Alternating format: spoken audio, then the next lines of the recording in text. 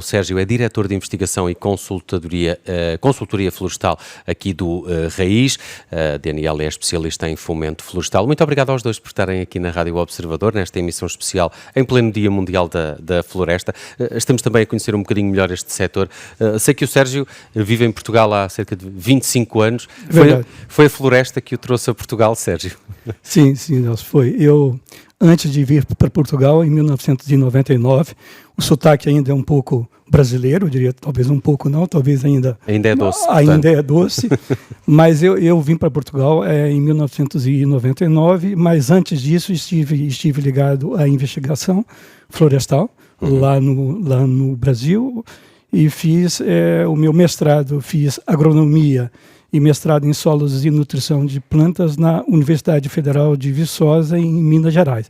Trabalhei lá na indústria de pasta e papel, também na área de investigação, durante 10 anos, e quando então o Raiz me convidou para vir para Portugal. Tinha uma floresta tão vasta no Brasil, seguramente com uma diversidade tão grande como é trabalhar aqui a nossa, que não é tão diversa como a do Brasil, seguramente. Sim, é muito curiosa a questão que coloca, porque o Brasil é um país imenso e realmente na área florestal, é um país que tem uma vocação florestal muito grande, principalmente na área de pasta e papel.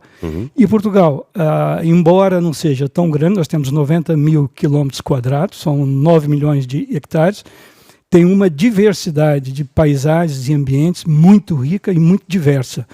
Talvez por isso é que a informação científica, ou seja, o conhecimento para a gestão florestal em Portugal, também por isso, se torna muito importante. Sérgio, consegue traçar-nos aqui um retrato de como é o solo português ao nível da nutrição? É um solo nutritivo e atrativo para várias espécies, de fácil cultivo? Sim, eu diria que tentando não ser muito extensivo, não ser muito extenso nessa questão, Portugal está nessa zona mediterrânea e tem uma diversidade de solos bastante grande por causa da combinação da litologia, ou seja, tem uma geologia muito variável. A combinação dessa litologia com o relevo na paisagem dá origem a diferentes tipos de solo. De um modo geral, nós temos solos delgados, comparando com solos de regiões mais quentes e chuvosas, tropicais, como o Brasil, Moçambique, a África em geral, que tem solos muito espessos, muito desenvolvidos, porque o processo de formação é favorecido pela temperatura e pela água. Então, para dar um exemplo, é muito comum a gente ter solos com 2 metros de profundidade ou 2,5 metros de camada útil, de horizonte A mais B. E em Portugal... Essa é a camada útil? O solo geralmente tem uma sequência de camadas ou de horizontes que nós chamamos simplificadamente A, que é uma camada mais escura que está na superfície, porque é mais rica em matéria orgânica, daí a cor mais escura. Depois tem uma camada B, que é um horizonte mais rico em argila. Depois uma camada C, que ainda não é solo, é uma camada que está em transição entre rocha e solo. E depois R, que é a própria rocha de origem. Então, nessa sequência de horizontes A, B, C, R, Portugal tem normalmente solo de 50 centímetros, 60 centímetros. É bom? Com exceção, é um solo delgado, com característica de pedregosidade muito elevada, com fertilidade variável. É um solo que tem aptidão, respondendo à sua questão agora, é um solo que tem vocação dominantemente florestal, porque não tem muita adequação, pelo menos parte desses solos não são aptos para agricultura, porque tem uma restrição, ou pela pedregosidade, ou pela acidez, ou pela fertilidade muito elevada. Isso não quer dizer que nós não tenhamos zonas essencialmente agrícolas e com vocação agrícola, mas eu diria que grande parte do território continental português tem vocação florestal. Exatamente por causa dessas características de relevo e solo. São solos que têm limitação do ponto de vista físico, por causa dessa reduzida espessura, e tem alguma limitação do ponto de vista da fertilidade. Muito bem. Sérgio, já vou querer falar consigo também um bocadinho sobre o trabalho que fez e que faz no que toca à eficiência do uso da água, mas queria falar também aqui com a Daniela, que é coordenadora de Investigação e Desenvolvimento em melhoramento genético. O que é isto do melhoramento genético do eucalipto? Como é que se faz? Olá, boa tarde. Obrigado. Nós procuramos fazer a melhoria natural da espécie Eucalyptus globulus. O que é isso? Nós aproveitamos toda a diversidade que esta espécie tem e vamos selecionar indivíduos que serão os progenitores do programa e vamos, no fundo, fazer o cruzamento entre esses dois indivíduos que nos são interessantes por algumas características para a nossa indústria, portanto, para produzir pasta e para papel. E vamos, no fundo, criar famílias. Esses são os nossos progenitores. Vamos criar filhos melhorados, não é? No fundo, e vamos selecionar depois os melhores indivíduos a partir daí. E vamos sempre fazendo isto geração após geração. E, portanto, aproveitando toda a diversidade que esta espécie tem, vamos escolher as melhores plantas. E como é que nós fazemos isso? Nós podemos fazer isso porque nós utilizamos uma técnica que é a propagação vegetativa, que nos permite replicar, fazer cópias de um determinado indivíduo, de uma determinada planta. E, portanto, depois planta-se ela é exatamente igual exatamente, Okay. E conseguimos capturar melhor as características dessa planta. Portanto, se ela cresce mais... O que é que pretendem num melhoramento do eucalipto? Que ele dure mais? Que ele... Não, primeiro que ele cresça mais, produza maior quantidade de madeira. Portanto, nós utilizamos no nosso processo industrial madeira de eucalipto e, portanto, quanto mais madeira nós tivermos no terreno, mais madeira nós vamos entregar na fábrica. Esse é um dos critérios de seleção. Depois, outros critérios são resistência à secura, porque parte do património em Portugal, parte de Portugal tem condições de maior restrição hídrica e, portanto, nós queremos selecionar os indivíduos que tolerem melhor, que sejam mais resistentes ou que tenham maior eficiência na utilização da água, ok? E também que tenham resistências a pragas e doenças, que a colega Catarina até já falou sobre o assunto. E, portanto, nós conseguimos, dentro desta espécie, ter diversidade e ter indivíduos que são mais resistentes, por exemplo, a um determinado inseto e outros que não são. E é através do cruzamento das plantas, um cruzamento controlado, da geração de famílias e colocação no terreno e ver o seu comportamento e depois selecionar esses filhos, que nós conseguimos, no fundo, capturar as melhores características e fazer o melhoramento da espécie. Imagino que isto tem esse fim industrial que me explicou, mas essas plantas ou esse melhoramento genético depois pode estar disponível para um pequeno produtor? Claro que sim. Claro que sim, nós produzimos as plantas e temos um viveiro, no fundo, que faz nós no Raiz, nós selecionamos as plantas de melhor qualidade, digamos de qualidade superior geneticamente. E depois, essas plantas são produzidas no nosso viveiro e qualquer produtor pode comprar essas plantas e, portanto, pode colocá-las no seu terreno. O produtor, nós vemos madeira na fábrica, não é? No fundo, o produtor quer ver mais metros cúbicos. Porquê? Porque vai ter uma rentabilidade maior.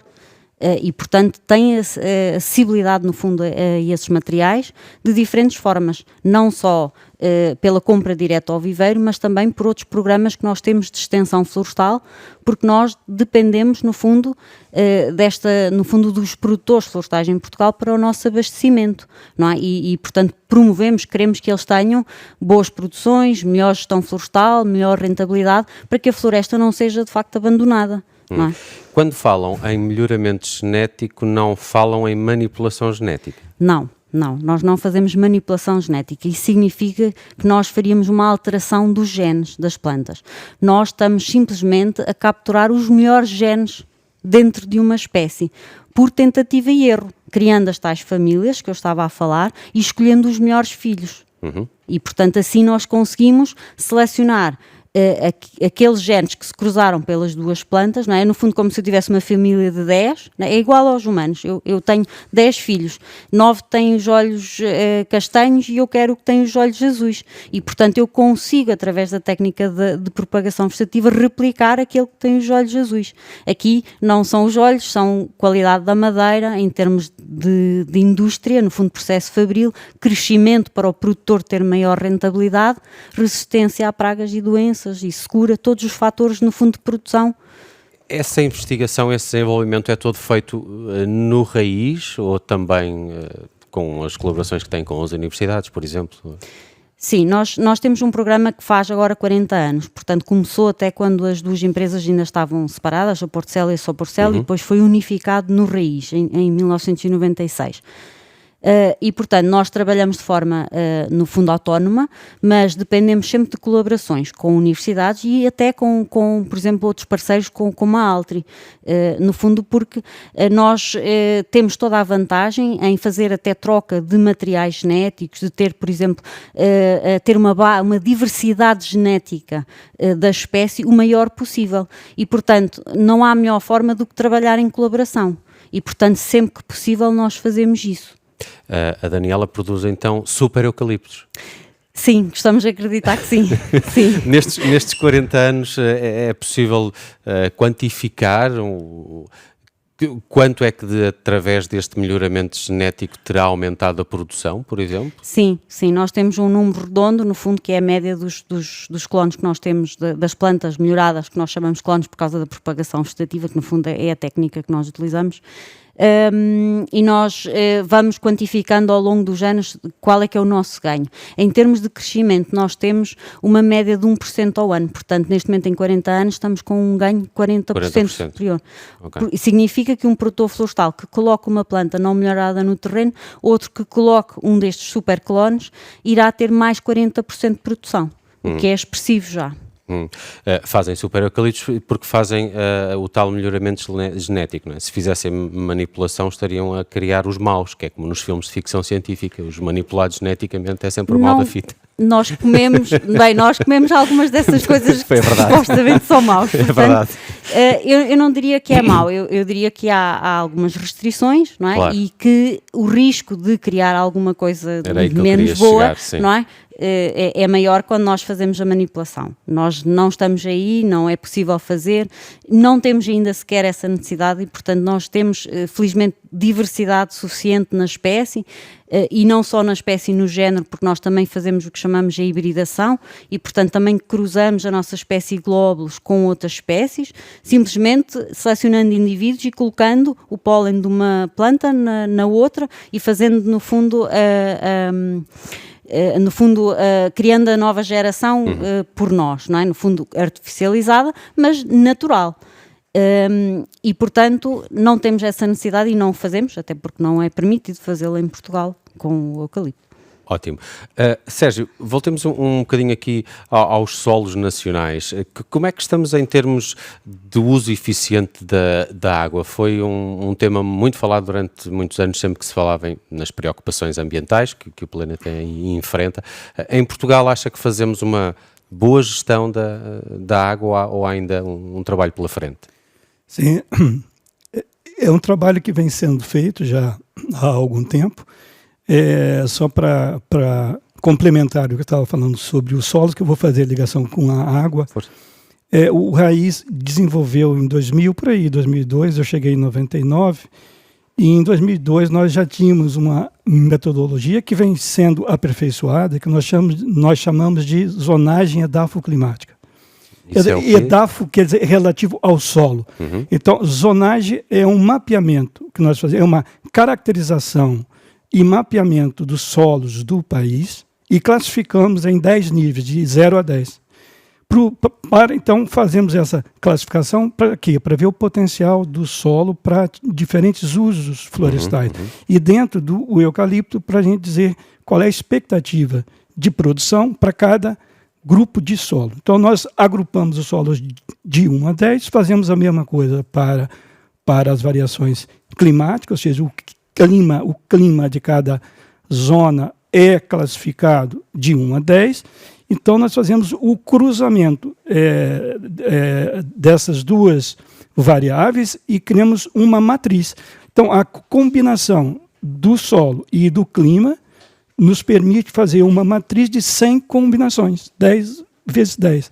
Como na natureza, nós não encontramos em Portugal cerca aí de 25% delas, o que nós temos são mais ou menos 74, 75 unidades de gestão. Então, dito de uma maneira simplificada, nós temos 75 diferentes combinações de solo e clima. Cada uma dessas combinações tem uma expectativa de produção, né, e tem características específicas, físicas, químicas de solo. Isso faz com que nós utilizemos estas informações para fazer o projeto florestal. Então, ou seja, além de ser uma informação de base que permite tomar decisões sobre o investimento florestal, isso serve para a nossa área que faz angariação de terras, etc., nós também usamos esta informação de base para a elaboração do projeto florestal. Depois, em relação à água, o que a gente pode... A água será um dos fatores que influencia a classificação muito desses terrenos e desses solos. Em termos de, tentando responder especificamente a questão que colocou, em relação à gestão da água, a gente ouve muita coisa, há muito mito e tal. O que acontece é que as espécies vegetais todas e a natureza evoluiu assim, as plantas absorvem água do solo, transportam essa área para a parte aérea, para a copa, fazem a fotossíntese e devolvem essa grande parte dessa água que é absorvida do solo, é utilizada para a fotossíntese, para a produção de hidratos de carbono, diversas e outras substâncias, e essa água que é absorvida pelas plantas volta para a atmosfera. Ou seja, cerca de 95% da água que é absorvida, então, depois de utilizada pela planta, depois de usada pela planta, devolvida para a atmosfera. Nós temos nós temos que ter um conjunto de... Como o país tem um período seco muito longo ainda, e em várias combinações dessas de solo e clima nós temos restrição de água, o que nós temos que fazer? Temos que desenvolver uma silvicultura com técnicas de silvicultura mais elaboradas e técnicas adaptativas a cada condição de clima e solo. Por exemplo, nós temos que definir para cada condição qual é a população de planta ideal que nós vamos plantar. Então, nós temos que, quando o ambiente for mais restritivo em água, nós temos que ter uma densidade de plantação mais alargada, temos que ter menos plantas por hectare, é uma técnica que a gente usa. Temos que ter uma forma de preparação do terreno em curva de nível, com uma das técnicas a elaboração de valas e cômeros que permite captar a água da chuva e fazer com que a água infiltre no solo, porque a parte da água, quando a água da chuva chega no solo, uma parte é retida pela copa, só para falar um pouquinho do ciclo hidrológico, e parte da água que fica retida na copa ou nas folhas, ela é evaporada outra vez e devolvida. Nesse sentido, o eucalipto tem mais eficiência do que outras espécies, porque ele retém cerca de 10% na copa, 10% a 12%, enquanto outras espécies retêm até 20%. Estávamos aqui a ficar sem tempo, mas queria terminar só com esta pergunta. É mito, de facto, que o eucalipto seja uma árvore que consome muita água? A outra questão tem a ver com a utilização. O eucalipto é uma planta muito eficiente na utilização dos recursos, dos nutrientes minerais e da água. O que quer dizer isso? Por cada unidade de água absorvida, por cada litro de água absorvido, o eucalipto produz muito mais biomassa do que outras espécies. Por quê? Porque é uma espécie de crescimento rápido, face a outras espécies mesmo florestais, e com essa velocidade de crescimento ele consegue produzir muita biomassa, fazer muita biomassa, por exemplo, consegue ser de 2 a 4 vezes mais eficaz do que o pinheiro, dependendo das condições. É muito variável com cada condição, mas é uma planta extremamente eficiente na conversão desses recursos, principalmente nutrientes minerais e água. Muito bem, Sérgio Fabres é mestre em agronomia, trabalha aqui no Raiz, é diretor de investigação e consultoria. A Daniela Ferreira esteve também connosco nestes minutos, é especialista em fomento florestal. Falamos aqui do melhoramento genético do eucalipto, muito esclarecedor. Muito obrigado aos dois.